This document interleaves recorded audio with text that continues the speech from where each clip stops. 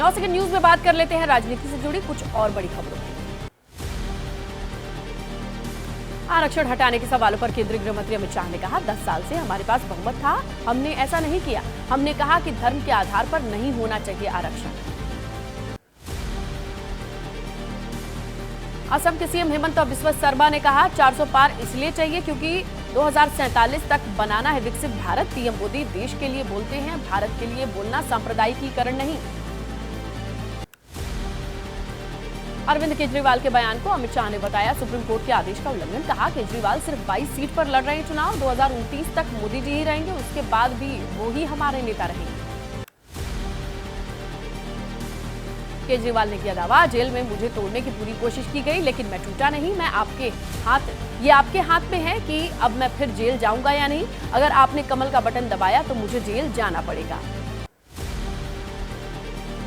प्रियंका गांधी के बयान पर बोले अमित शाह, हम उन्हें देशभक्ति नहीं सिखाते। रायबरेली से दिनेश सिंह चुनाव जीत कर आएंगे। वायनाड की जनता से कहना चाहिए था, हम 2 जगहों से चुनाव लड़ेंगे। शाह के बयान पर कांग्रेस महासचिव प्रियंका गांधी ने कहा, 2 करोड़ वाली बात चाइनीज घोषणा थी क्या? 20 तारीख को देखेंगे कि दिनेश सिंह जीतते हैं या हारते हैं। बारामूला में बोले उमर अब्दुल्ला, 2018 के बाद राज्य में नहीं कोई निर्वाचित सरकार। धारा 370 रद्द कर हमारी जमीनों को बिक्री के लिए रखा गया। लोगों को किया जा रहा है बेदखल। पश्चिम बंगाल के पुरुलिया में जेपी नड्डा ने टीएमसी पर निशाना साधा। कहा कि ममता दीदी के राज में घुसपैठियों को शरण दी गई। संदेश खली जैसी घटनाएं हुई। पश्चिम बंगाल में हर तरीके का भ्रष्टाचार। अमेठी में नाराज राजपूतों ने बीजेपी उम्मीदवार स्मृति ईरानी को चुनाव में हराने की शपथ ली। वीडियो सोशल मीडिया पर वायरल है। करणी सेना के महिपाल सिंह ने ये शपथ दिलाई।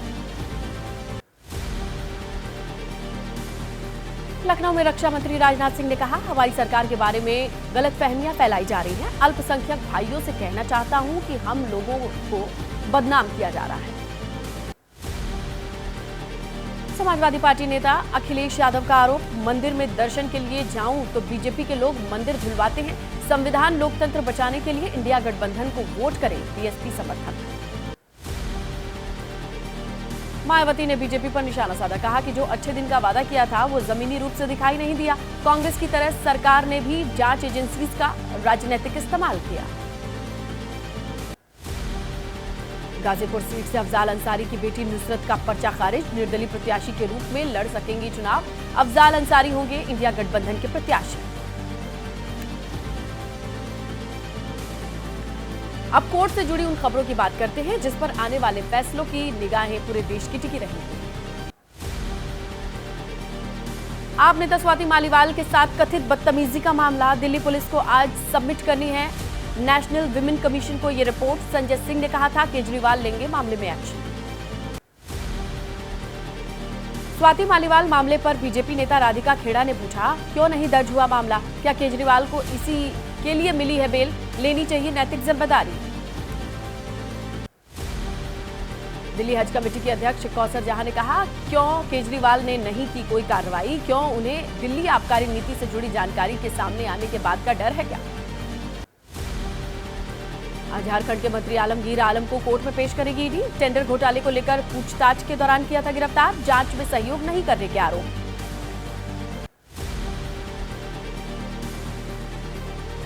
बीजेपी नेता निशिकांत दुबे ने किया दावा, कांग्रेस के कई दिग्गज नेता जाएंगे जेल। ईडी कर रही है अपना काम, इससे बीजेपी का कोई लेना देना नहीं। भ्रष्ट नेताओं पर हो रही है कार्रवाई। आलमगीर के गिरफ्तारी पर बोले हेमंत बिस्वा शर्मा, प्रार्थना करता हूं एक नहीं ऐसे और भी आलमगीर हो गिरफ्तार। राजस्थान के सीएम भजन लाल शर्मा ने कहा, क्या भ्रष्ट लोगों को छोड़ देना चाहिए? झारखंड कांग्रेस अध्यक्ष राजेश ठाकुर का बयान, हर समन पर पेश हुए हैं आलमगीर, लेकिन राजनीतिक बदला लेने के लिए अरेस्ट किया गया। केजरीवाल को भी चुनाव तारीख की घोषणा के बाद किया गया था अरेस्ट।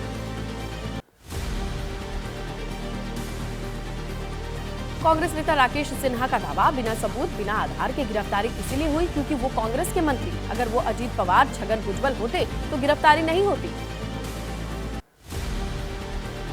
गिरफ्तारी के खिलाफ अरविंद केजरीवाल की याचिका पर सुप्रीम कोर्ट में आज होगी सुनवाई। पिछले हफ्ते सुप्रीम कोर्ट ने केजरीवाल को चुनाव प्रचार के लिए 1 जून तक की अंतरिम जमानत दी थी। केजरीवाल और आतिशी के खिलाफ दायर मानहानि का मामला। राउज एवेन्यू कोर्ट में आज होगी सुनवाई। कोर्ट को तय करना है केजरीवाल आतिशी को समन जारी किया जाए या नहीं। दिल्ली वक्फ बोर्ड की भर्ती में गड़बड़ी का मामला। भर्ती से जुड़े मनी लॉन्ड्रिंग के मामले में आज सुनवाई। दिल्ली की राउज एवेन्यू कोर्ट में ये सुनवाई होगी।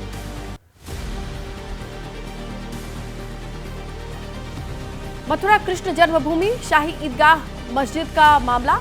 इलाहाबाद हाईकोर्ट में आज सुनवाई जारी रहेगी। सुनवाई के बाद सुरक्षित रखा जा सकता है कोर्ट का फैसला। जैसे ही घड़ी का काटा दोपहर 2:30 पे आए, बबीता जी का दिल सास बहू साजिश के लिए मचल जाए। और ये है इनकी बहू, पूरे दिन ऑफिस की टेंशन हो जाए गॉन जब ये करें अपना फेवरेट शो फ्री टाइम पे ऑन। इनकी तरह आप भी देखिए अपना फेवरेट शो अपने टाइम पर और डाउनलोड कीजिए एबीपी लाइव ऐप अपने स्मार्ट टीवी पर।